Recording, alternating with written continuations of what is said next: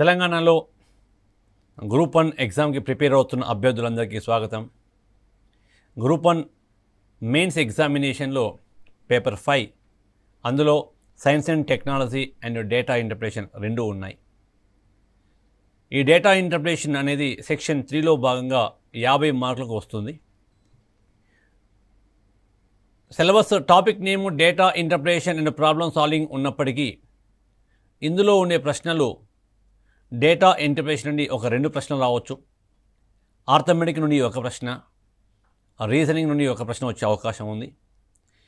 Problem solving నుండి వస్తే ఒక ప్రశ్న రావచ్చు, లేదా ఆ ఒక ప్రశ్న ముందు చెప్పిన ఈ 3 కేటగిరీస్లో ఏదో ఒక దానిలో కలిసే అవకాశం ఉంటుంది. ముందుగా మనము డేటా ఇంటర్ప్రిటేషన్ స్టార్ట్ చేసుకున్నాం. ఇందులో bar diagrams, tabulation, XY charts గురించి చెప్పుకున్నాం. ఇప్పుడు మనం పై చార్ట్స్ గురించి చూద్దాం. పై అంటే ఏంటి, దాని యొక్క మీనింగ్ ఏంటి? Pie means one sweet bakery item which is in circle shape. So ఈ పై చార్ట్స్ అనేవి పూర్తిగా మనకు సర్కిల్ షేప్లో ఉంటాయి కాబట్టి ఈ చార్ట్స్ని మనం పై చార్ట్స్ అంటాము. జనరల్గా ఈ పై చార్ట్లో బడ్జెట్కి సంబంధించి పై చార్ట్ తీసుకుంటాం మనం. స్టేట్ బడ్జెట్ కానీ సెంట్రల్ బడ్జెట్ కానీ జరిగిన తర్వాత నెక్స్ట్ డే మనకు అన్ని దినపత్రికల్లో ఈ 2 పై చార్ట్స్ ఇవ్వడం జరుగుతూ ఉంటుంది. ఒకటి రాష్ట్రము లేదా దేశం యొక్క ఆదాయము, మరొకటి ఖర్చుల గురించి ఇవ్వడం జరుగుతుంది. లాస్ట్ వీడియోలో ఒక వ్యక్తి యొక్క బడ్జెట్ ఏ విధంగా ఉంటుందో దాని గురించి మనం తెలుసుకోవడం జరిగింది. ఇప్పుడు ఈరోజు ఈ పై చార్ట్ సంబంధించి మరికొన్ని క్వశ్చన్ చూద్దాం. ఇందులో తెలుసుకోవాలంటే జనరల్గా ఈ పై చార్ట్ని కొన్ని పార్ట్స్గా డివైడ్ చేయడం జరుగుతుంది. కొన్ని పార్ట్స్గా, కొన్ని సెక్టార్స్గా డివైడ్ చేస్తాం. ఇందులో మనకు 100% అన్నప్పుడు మొత్తాన్ని 100%గా తీసుకుంటాము. 100% అంటే వృత్తంలో ఉన్న మొత్తం కోణాల మొత్తం ఎంత? 360 డిగ్రీలు తీసుకోవాలి. అదేవిధంగా వృత్తంలో ఉన్న కోణాల మొత్తం 360 డిగ్రీలు అంటే 100%గా తీసుకోవాలి. సో 100% అంటే 360 డిగ్రీలు, 360 డిగ్రీలు అన్నప్పుడు 100%గా తీసుకోవాలి.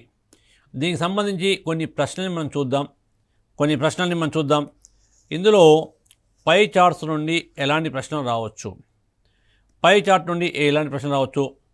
ఉదాహరణకి ఒక ప్రాంతంలో కొన్ని కళాశాలలు ఉన్నాయి, ఒక పట్టణంలో కొన్ని కాలేజెస్ ఉన్నాయి. ఏ అనే కాలేజీలో ఉన్న విద్యార్థుల సంఖ్య 20%. అంటే ఆ పట్టణంలో ఉన్న మొత్తం విద్యార్థులలో 20% మంది ఏ అనే కాలేజీలో ఉన్నారు. బి అనే కాలేజీలో ఉన్న విద్యార్థుల సంఖ్య 20%, సి అనే కాలేజీలో ఉన్న విద్యార్థుల సంఖ్య 10%, డి అనే కాలేజీలో ఉన్న విద్యార్థుల సంఖ్య 15%, ఈ అనే కాలేజీలో ఉన్న విద్యార్థుల సంఖ్య 10%, ఎఫ్ 15 అండ్ జి 10%. సో ఇప్పుడు ఇది ఒక కాలేజీలో, ఒక పట్టణంలో ఉన్న కాలేజీలోని విద్యార్థుల సంఖ్య గురించి మనకి ఇవ్వడం జరిగింది. విద్యార్థుల సంఖ్య ఇచ్చారు. దీన్ని బేస్ చేసుకొని క్వశ్చన్లు అడిగే అవకాశం ఉంది. క్వశ్చన్ ఏ విధంగా అడగవచ్చో చూద్దాం. ఫస్ట్ క్వశ్చన్ చూడండి. ఇందులో ఫస్ట్ క్వశ్చన్ మనం చూద్దాం. సో ఏ అనే కాలేజీలో ఉన్న విద్యార్థుల సంఖ్య ముందుగా చూడండి. డేటా ఇంటర్ప్రిటేషన్లో పై చార్ట్స్లో కానీ ఇతర ఏ డయాగ్రామ్లో కానీ క్వశ్చన్లు చేసేటప్పుడు ముందుగా మనం విలువలని ప్రతి ఒక్క క్వశ్చన్కి డయాగ్రామ్లో వచ్చిన విలువల్ని మాత్రమే తీసుకోవాలి. అంతేగాని ఫస్ట్ క్వశ్చన్లో, సెకండ్ క్వశ్చన్లో వచ్చిన వాల్యూస్ని థర్డ్ క్వశ్చన్, ఫోర్త్ క్వశ్చన్కి మనం తీసుకోకూడదు. సో ఇప్పుడు ఫస్ట్ క్వశ్చన్ చూడండి.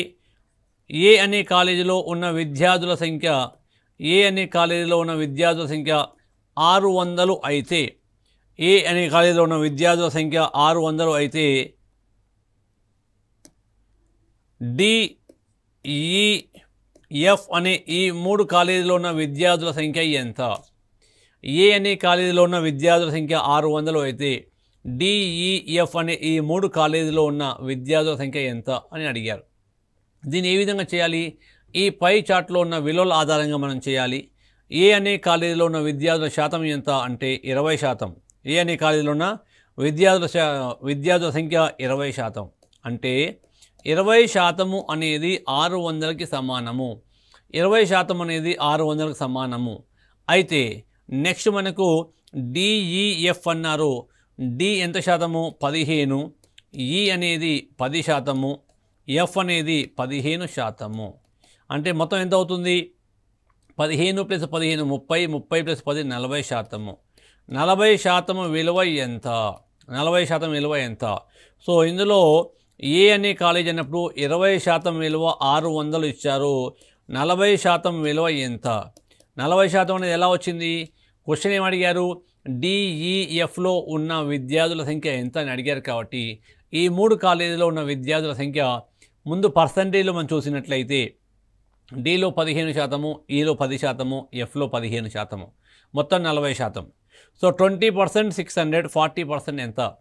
ఎప్పుడైనా ఈ విధంగా వస్తే మీకు ఆల్రెడీ గతంలో చెప్పాను, down value by up value into right side value చేయాలి అని. Down value 40, up value 20 into right side value 600. దీన్ని మీరు సింప్లిఫై చేయండి. దీన్ని సింప్లిఫై చేసినట్లయితే 20 1s 20, 20 2s 40. సో 2 × 600, 2 × 600 ఎంత అంటే 1200 అవుతుంది, 1200. సో ఈ విధంగా మనం చేయాలి. ఈ విధంగా చేయాలి.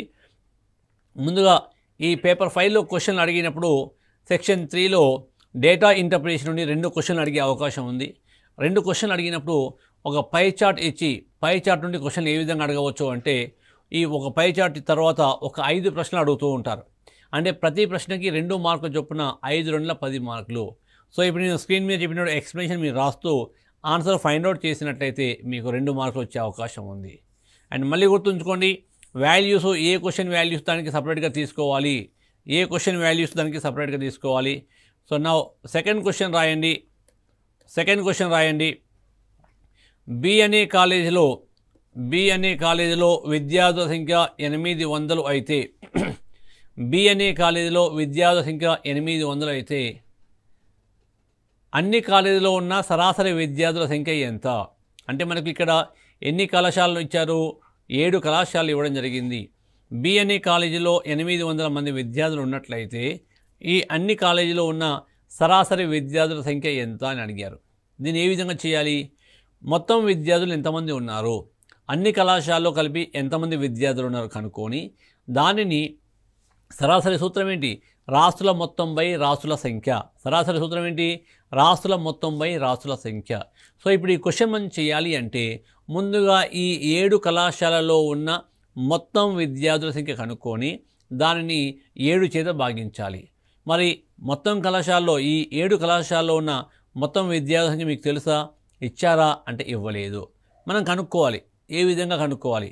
బి అనే కాలేజీలో 800 మంది విద్యార్థులు ఉన్నారని ఇచ్చారు. బి అంటే 20%, 20% అంటే 800, 20% అంటే 800. మరి ఈ అన్ని కాలేజీల్లో ఎంతమంది ఉన్నారు అన్నప్పుడు టోటల్ని మనం 100%గా తీసుకోవాలి.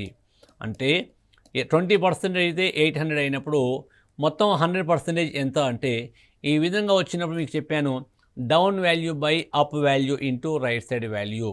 డౌన్ వాల్యూ ఎంత? 100, అప్ వాల్యూ ఎంత? 20 ఇంటూ రైట్ సైడ్ వాల్యూ ఎంత? 800. దీన్ని మీరు క్యాన్సిల్ చేయండి.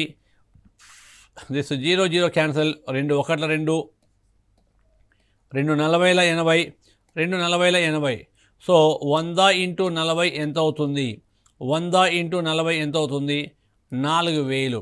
4000 అంటే బి అనే కాలేజీలో 800 మంది విద్యార్థులు ఉన్నట్లయితే అన్ని కళాశాలలో కలిపి 7 కళాశాలలో కలిపి మొత్తం ఎంతమంది విద్యార్థులు ఉన్నారు? 4000 మంది విద్యార్థులు ఉన్నారు. మనకు అడిగిన క్వశ్చన్ ఏంటి? ఈ 7 కళాశాలలో ఉన్న సరాసరి విద్యార్థుల సంఖ్య ఎంత అని అడిగారు. కాబట్టి సరాసరి అంటే మీకు తెలుసు, రాష్ట్రాల మొత్తం బై రాష్ట్రాల సంఖ్య. 4000 బై మొత్తం ఎన్ని కళాశాలలు ఉన్నాయి?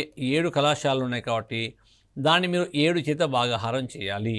సో రాష్ట్రాల మొత్తం బై రాష్ట్రాల సంఖ్య. 7 కళాశాలలో ఉన్న సరాసరి విద్యార్థుల సంఖ్య ఎంత అంటే total students 4000 by number of colleges 7. దీన్ని మనం డివైడ్ చేసినట్లయితే 7 5ల 35, 7 5ల 35.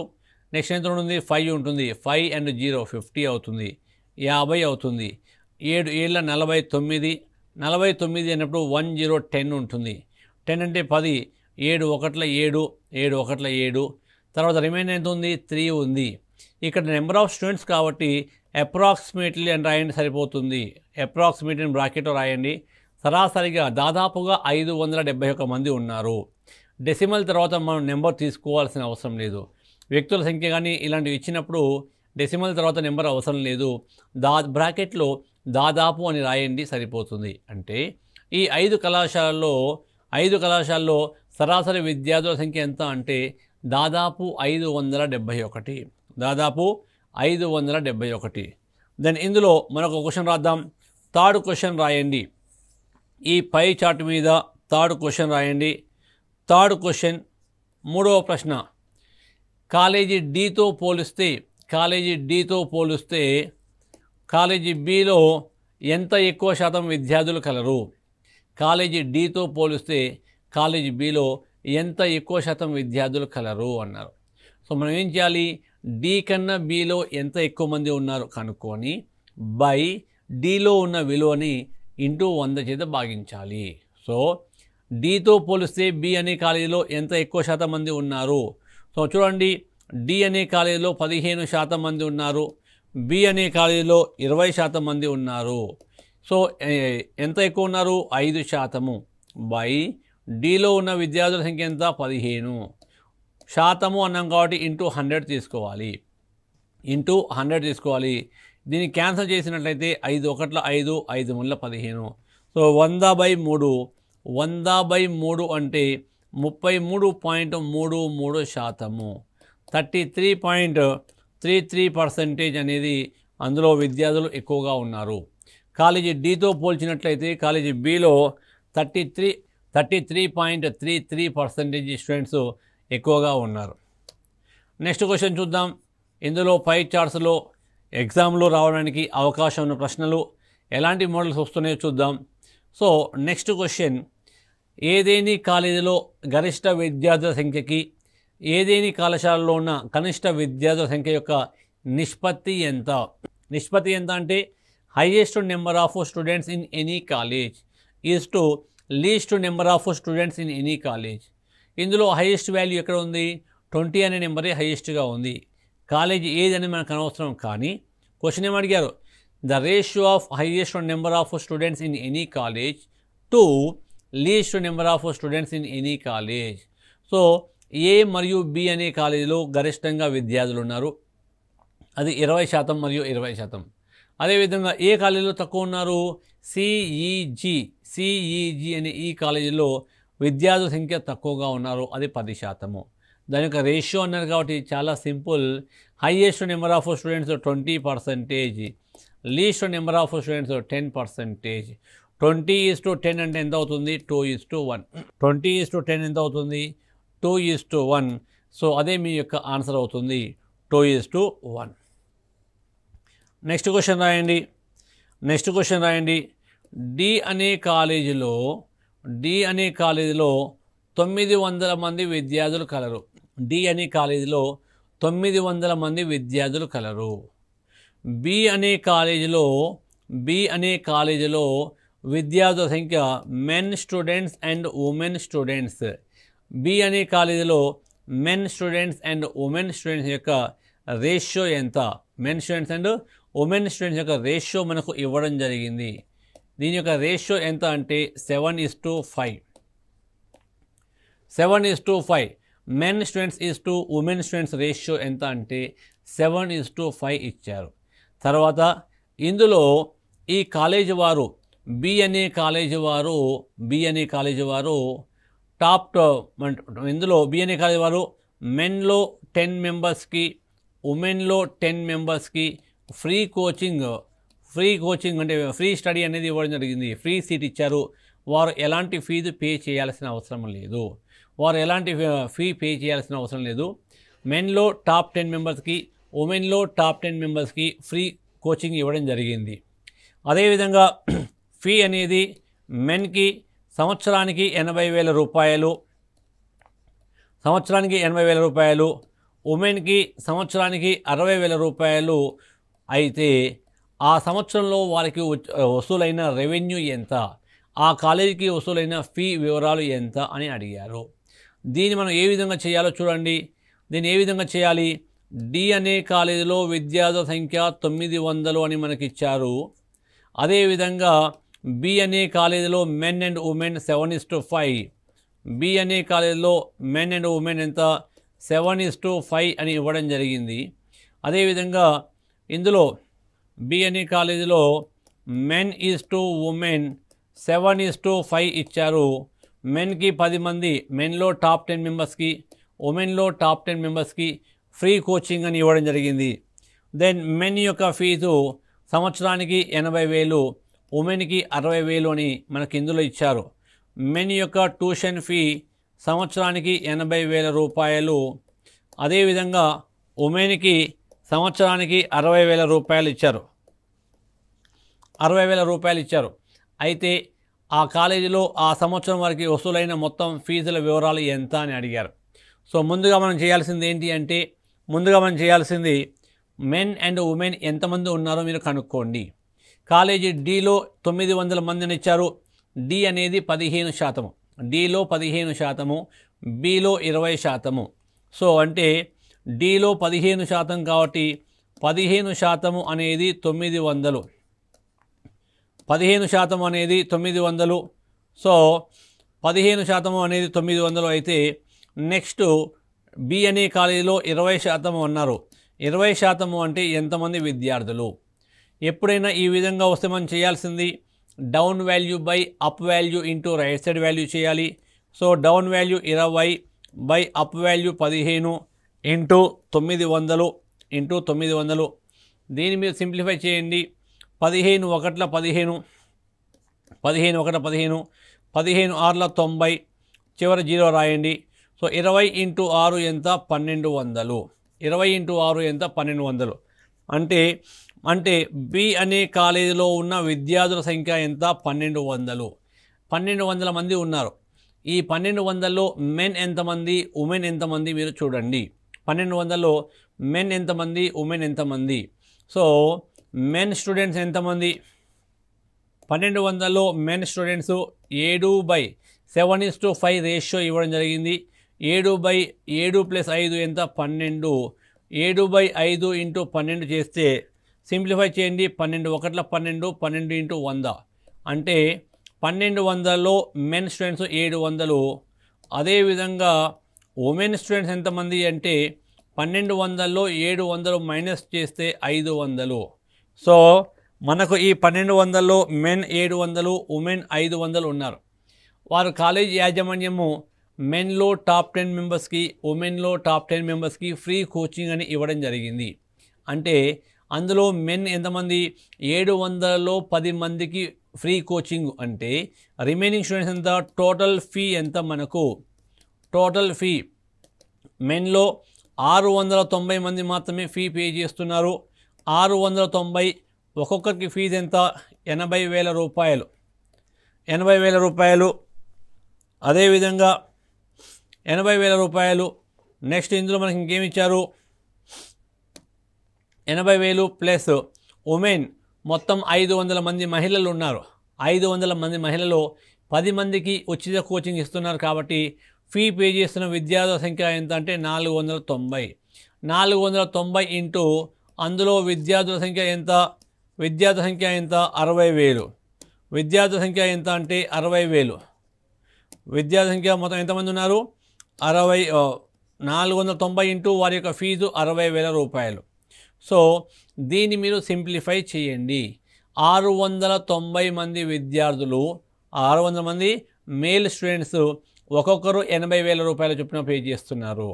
ఉమెన్లో 500 10 మెంబర్స్కి ఫ్రీ కాబట్టి 490 మంది ఒక్కొక్కరు 60,000 చొప్పున ఫీ పే చేస్తున్నారు. ఇప్పుడు మొత్తం రెవెన్యూ ఎంత అన్నప్పుడు 690 ఇంటూ 80,000 చేయాలి. అది పెద్ద నెంబర్ మీకు అనిపించినట్లయితే సింపుల్గా ఎలా చేయాలి అంటే ముందు 69 ఇంటూ 8 చేయండి. 0 పక్కన పెట్టండి. 69 ఇంటూ 8 చేయండి. 69 ఇంటూ 8 ఎంత అవుతుంది? 69 ఇంటూ 8 ఎంత అవుతుంది అంటే 60 ఇంటూ 8 ఎంత? 6 ఎమ్ములు ఎంత? 48 అంటే 480. 480 ప్లస్ 9 × 8 72, 9 × 8 72, 480 ప్లస్ 72 552. మళ్ళీ చూడండి 69 × 8 ఎలా చేయాలి? 60 × 8 6 ఎముల 48 480 ప్లస్ 9 ఎముల 72 480 ప్లస్ 72 552 అవుతుంది. 552. నెక్స్ట్ వన్, ఇక్కడ ఎన్ని జీరోస్ ఉన్నాయి? 4 + 1 5 జీరోస్, 1 2 3 4 5 జీరోస్ ప్లస్ 490 × 60,000. 49ని 6 చేత గుణించండి. 40 × 6 ఎంత? 4 × 6 24, 4 × 6 24 కాబట్టి 49 × 6, 40 × 6 ఎంత? 240. 9 × 6 9 × 6 54, 9 × 6 54, 240 ప్లస్ 54 294. నెక్స్ట్ వన్, పక్కన ఎన్ని జీరోస్ ఉన్నాయి? 1 2 3 4 5 జీరోస్ కాబట్టి 5 జీరోస్ రాయండి. ఇప్పుడు దీన్ని టోటల్ చేయండి. 5,52,00,000 ప్లస్ 2,94,00,000. 5,52,00,000 ప్లస్ 2,94,00,000. ఈ రెండు నెంబర్లు మీరు యాడ్ చేసినట్లయితే, ఈ రెండు నెంబర్లు యాడ్ చేస్తే ఎంతో చూడండి. 5 కోట్లు ప్లస్ 2 7 కోట్లు అవుతుంది. 7 crore. 5 కోట్లు ప్లస్ 2 7 కోట్లు. ఈ 94 లక్షలకి ఒక 6 లక్షలు తీసుకున్నట్లయితే ఇది ఒక 94 లక్షలకి 6 లక్షలు తీసుకుంటే ఇది 1 crore అవుతుంది. 7 + 1 8 crore. సో ఈ 52 లక్షలలో 6 లక్షలు దీనికి ఇచ్చినట్లయితే ఇందులో ఇంకా మనకి ఎంత ఉంటుంది? So 7 + 1 8 crore. 52 నుండి మీరు 6 తీసేయండి 46. సో టోటల్ ఫీ ఎంత అవుతుంది అంటే 8,46,00,000 రూపీ. 8,46,00,000 రూపాయల ఫీ అనేది అవుతుంది. సో ఆ రెండు బిఎన్ఏ కాలేజీలో ఫీ వచ్చిన కలెక్ట్ అయిన మొత్తం ఫీ ఎంత? 8.46 crore రూపీ. అందులో ఇద్దరు విద్యార్థులకి ఫ్రీ కోచింగ్ ఇచ్చిన తర్వాత వసూలైన మొత్తం ఫీ ఎంత అంటే 8,46,00,000. సో ఈ విధంగా మనం క్వశ్చన్లు చేయాలి.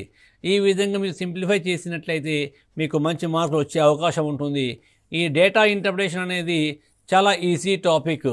ఇది పూర్తిగా మీకు కేవలము averages, ratio in proportion and percentages, ఇందులో ఉండే ప్రశ్నలన్నీ కూడా దాదాపుగా కేవలం ఈ 3 అంశాల మీద నుండి మాత్రమే ఆధారపడి ఉంటాయి. నెక్స్ట్ క్వశ్చన్ రాయండి. ఫోర్త్ క్వశ్చన్ రాయండి. ఈ అనే కాలేజీలో 600 మంది విద్యార్థులు ఉంటే ఈ కాకుండా మిగిలిన కళాశాలలో ఎంతమంది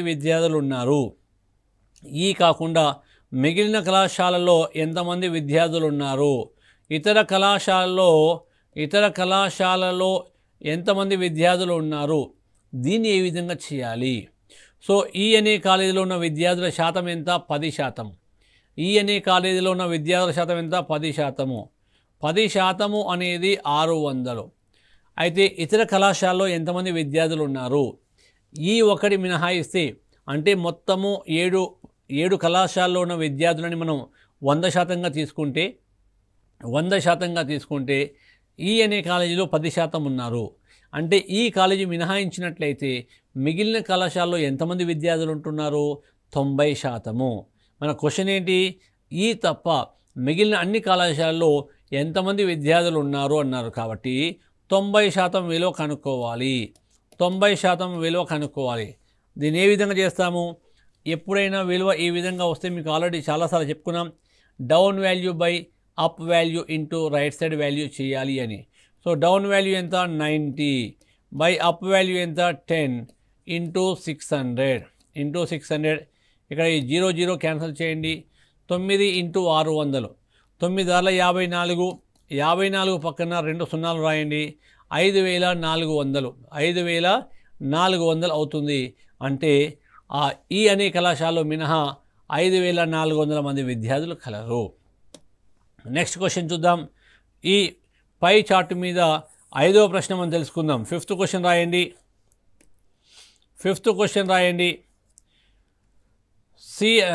ఎఫ్ అనే కళాశాలలో 1,200 మంది విద్యార్థులు ఉంటే ఎఫ్ అనే కళాశాలలో 1,200 మంది విద్యార్థులు ఉంటే బి మరియు బి మరియు డి కళాశాలలో ఉన్న విద్యార్థుల వ్యత్యాసము ఎంత? విద్యార్థుల వ్యత్యాసము ఎంత? సో ఎఫ్ అనే కళాశాలలో 1200 మంది విద్యార్థులు ఉన్నారు. 1200 మంది విద్యార్థులు ఉన్నప్పుడు బి మరియు డి అనే కళాశాల మధ్య వ్యత్యాసం ఎంత అని అడిగారు. అడిగిన మనం ఏం చేయాలి? ఎఫ్ అనే కళాశాలలో ఉన్న విద్యార్థుల శాతం ఎంత? 15%. ఎఫ్ అనే కళాశాలలో ఉన్న విద్యార్థుల శాతం 15%. 15% అనేది 1200. 15% అనేది 1200. మరి బి మరియు డి అనే కళాశాలలో వ్యత్యాసం ఎంత? బిలో 20% మంది విద్యార్థులు ఉన్నారు, డిలో 15% మంది విద్యార్థులు ఉన్నారు. మరి బి మరియు డి వ్యత్యాసం ఎంత? 20 - 15. 20 - 15 అంటే 5 అవుతుంది. 20 - 15 అంటే 5 అవుతుంది. సో 5% ఎంత? 5% అది మనం కనుక్కోవాలి. బి కనుక్కొని డి కనుక్కొని వ్యత్యాసం చేయకండి. ఆ విధంగా చేస్తే మనకు కొంచెం ఎక్కువ టైం పడుతుంది, లెంతీగా అవుతుంది. సింపుల్గా మీరు చేయాలి అంటే బీడీల వ్యత్యాసం ఎంత అన్నప్పుడు బీడీల వ్యత్యాసం యొక్క పర్సంటేజ్ ముందు కనుక్కోండి. బిలో 20% మంది విద్యార్థులు ఉన్నారు, డిలో 15% మంది విద్యార్థులు ఉన్నారు. డిలో 15% మంది విద్యార్థులు ఉన్నారు. సో కాబట్టి 20 - 15 అంటే 5% అవుతుంది. సో 15% అనేది 12,000 అయితే 1200 అయితే 5% ఎంత? Down value by up value into right side value చేయండి. 5/15 ఇంటూ 1200. 5/15 ఇంటూ 1200.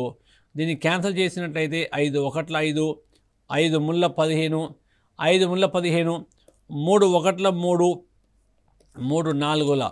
సో 400 మంది విద్యార్థులు ఉన్నారు.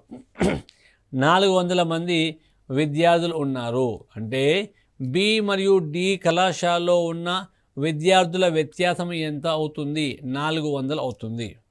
400. సో అదేవిధంగా ఈ పై చార్ట్ సంబంధించి మరో క్వశ్చన్ మనం చూద్దాం. 6వ ప్రశ్న చూడండి.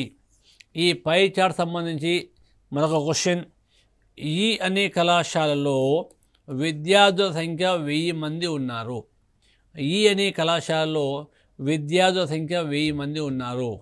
అయితే ఏ అనే కళాశాలలో 60% మంది విద్యార్థులు, ఏ అనే కళాశాలలో 60% మంది విద్యార్థులు, బి అనే కళాశాలలో 80% మంది విద్యార్థులు, సి అనే కళాశాలలో 90% మంది విద్యార్థులు క్యాంపస్ సెలక్షన్లో ఉద్యోగం పొందినట్లయితే, ఏ అనే కళాశాలలో 60% మంది విద్యార్థులు, బి అనే కళాశాలలో 80% మంది విద్యార్థులు, సి అనే కళాశాలలో 90% మంది విద్యార్థులు క్యాంపస్ సెలక్షన్లో ఉద్యోగం పొందినట్లయితే ఈ 3 కళాశాలలో ఉద్యోగం పొందిన మొత్తం విద్యార్థుల సంఖ్య ఎంత?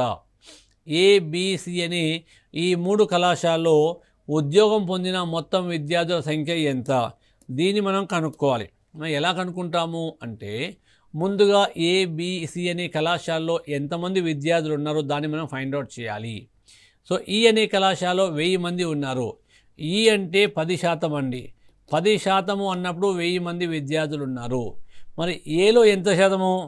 ఏ అనే కళాశాలలో 20% అన్నాం కాబట్టి 20% అన్నప్పుడు జస్ట్ దాన్ని డబుల్ చేయండి సరిపోతుంది. 10% 1000 అయినప్పుడు 20% ఎంత అవుతుంది? 2000 అవుతుంది. 20% అనేది 2000 అవుతుంది. అదేవిధంగా బి అనే కళాశాలలో ఉన్న విద్యార్థులు ఎంతమంది? బిలో కూడా 20% కాబట్టి అది కూడా 2000 అవుతుంది. సి అనే కళాశాలలో 10% కాబట్టి సిలో 10% అంటే 1000 అవుతుంది. సో ఈ అనే కళాశాలలో 1000 మంది విద్యార్థులు ఉన్నప్పుడు ఏలో 2000 మంది, బిలో 2000 మంది, సిలో 1000 మంది. ఇప్పుడు ఈ 3 కళాశాలలో వచ్చిన విద్యార్థుల సంఖ్య క్యాంపస్ సెలక్షన్లో ఉద్యోగం పొందిన విద్యార్థుల సంఖ్య ఎంత అన్నారు కాబట్టి ఏలో జాబ్ పొందిన విద్యార్థులు ఎంతమంది? 60%. 60% అంటే 60/100 ఇంటూ 2000. ఏలో ఉద్యోగం పొందిన విద్యార్థుల సంఖ్య 60/100 ఇంటూ 2000. బిలో ఉద్యోగం పొందిన విద్యార్థుల సంఖ్య ఎంత? 80% మంది ఉద్యోగం పొందారు కాబట్టి 80% అంటే 80/100 ఇంటూ బి కాలేజీలో ఉన్న విద్యార్థుల సంఖ్య 2000 ప్లస్ సిలో ఎంతమంది పొందారు? 90% కాబట్టి 90/100 ఇంటూ 1000 దీన్ని సింప్లిఫై చేయండి, అదే మీ ఆన్సర్ అవుతుంది. ఇక్కడ ఈ 2 zeros 2 zeros క్యాన్సిల్ చేస్తే 60 ఇంటూ 20 1200, 60 ఇంటూ 20 1200. అంటే ఏ అనే కళాశాలలో మొత్తం విద్యార్థుల సంఖ్య 2000 అయితే అందులో 1200 మందికి ప్లేస్మెంట్లో జాబ్ రావడం జరిగింది. అదేవిధంగా బి అనే కళాశాలలో ఎంతమందికి వచ్చింది? ఈ 2 zeros క్యాన్సిల్ చేయండి. 80% మంది, 2000లో 80% అంటే 80 ఇంటూ 20 1600. అంటే కాలేజీ బిలో 1600 మందికి జాబ్ రావడం జరిగింది. సిలో ఎంతమందికి వచ్చింది? ఈ 2 zeros క్యాన్సిల్ చేయండి. 90 ఇంటూ 10 ఎంత అంటే 900. అంటే ఏ అనే కళాశాలలో 1200 మంది, బి అనే కళాశాలలో 1600 మంది, సి అనే కళాశాలలో 900 మంది ఉద్యోగం పొందారు. మొత్తం ఉద్యోగుల సంఖ్య ఎంత అని అడిగారు కాబట్టి ఏబిసిలో ఈ 3 కళాశాలలో జాబ్ పొందిన విద్యార్థుల సంఖ్య ఎంత అన్నారు కాబట్టి ఈ 3 నెంబర్స్ని యాడ్ చేయండి, సరిపోతుంది. 1200 ప్లస్ 1600 2800. 2800 ప్లస్ 9 ఎంత అవుతుంది? 3700. 2800 ప్లస్ 900 3700. అంటే ఈ 3 కళాశాలల్లో ఏ, బి అండ్ సి ఈ 3 కళాశాలల్లో ఉద్యోగం పొందిన అంటే క్యాంపస్ సెలక్షన్లో ఉద్యోగం పొందిన విద్యార్థుల సంఖ్య ఎంత అంటే 3700. చూసారా?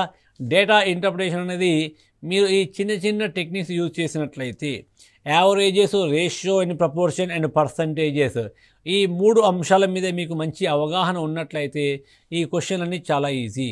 ఈ డేటా ఇంటర్ప్రిటేషన్ వచ్చే ప్రతి ప్రశ్న కూడా ఈ 3 టాపిక్స్ మీదనే డిపెండ్ అయి ఉంటుంది కాబట్టి వీటి మీద మీరు మంచి అవగాహన పెంచుకోండి, ప్రాక్టీస్ చేయండి.